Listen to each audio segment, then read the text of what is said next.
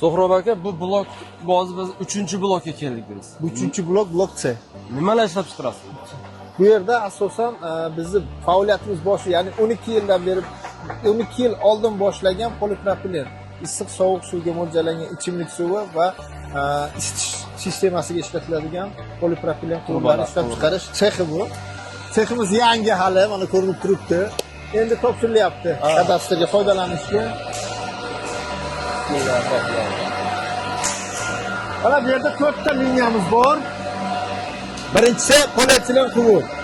50 diametrgacha ishlab chiqariladigan polietilen 3 qavatli bu ham. Ikkinchisi mana Turkiya sanoglari mahsulotning o'sha Yevropa standarti bo'yicha ishlab chiqariladigan liniya. Uchinchisi o'zimizning qadrdon birinchi stanogimiz, Box Pipes'ning birinchi o'zimizning qadrdon stanogimiz. Mana bu ikkitalik liniya, yangi liniya, tejamkorlik. Ya'ni bitta svet ketishiga elektr energiya bir xil rasxod bo'ladigan bo'lsa xarajatida, lekin ishlab chiqarish ikkita liniya. Buni aka, mana shuni mana bu отоплениyaga ishlatgan payti. Cho'zilish darajasi bor-ku issiqqa. Bu nechi? Masalan, ba'zi turbalar bor, kamroq cho'ziladi. Ba'zilari bor, bir qaror cho'zilib ketadi. Lekin men cho'zilmaydi demayman. Chunki cho'zilishi aniq. Aniq darajasi. Aniq GOSTdan standart, ya'ni standart bor. Standart 2% gacha cho'ziladi. Ya'ni 4 metr bo'lsa, lekin men 4 santimetrgacha. Lekin men buni laboratoriyada tekshirib ko'rganimizda 2 santimetr o'sganini ko'rdim. 2 santimetr bilinmaydi, ko'rinmaydi.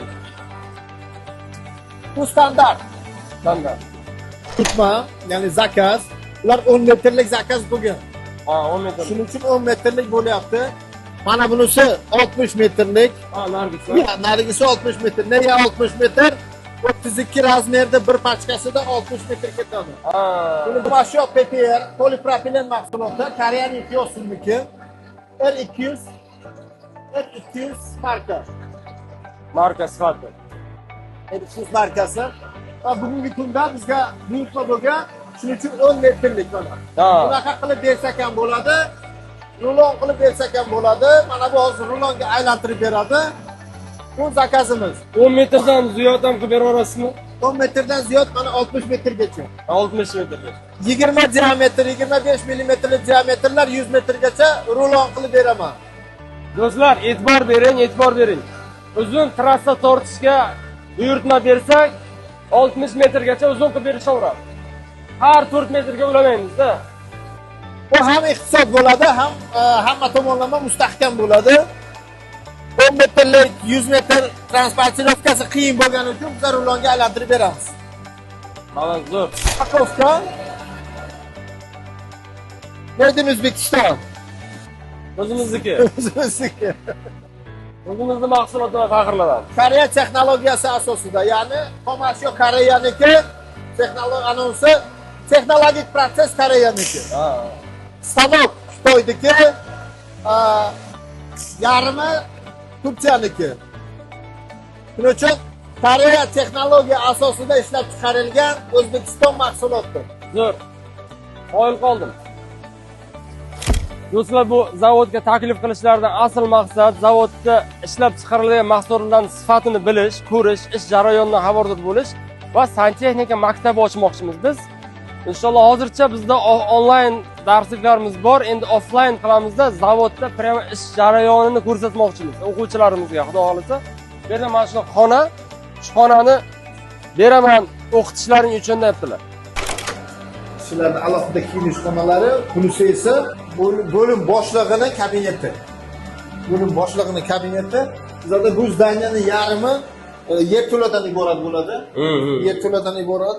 O'sha yarmini yerto'laning bir qismi laboratoriya qismidan iborat. Mana bu hozir chiqayotgan joyimiz o'sha o'qitadigan maktab uchun hozircha 10 tami, 15 tami yigitlarni o'qitish uchun santexnika sohasida qanday montaj qilinadi, отопление tizimi qanday qilinadi, issiq sovuq suv, vodoснабжение qanday qilinadi va duh-konturni kachollarni remont qilishni offlayn o'rgatishni inshaalloh maktabdan boshlamoqchimiz.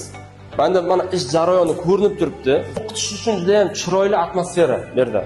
Biz inshaalloh shu atrofdan endi o'quvchilar uchun yotoqxona tashkil qilamiz, xudo xolasa.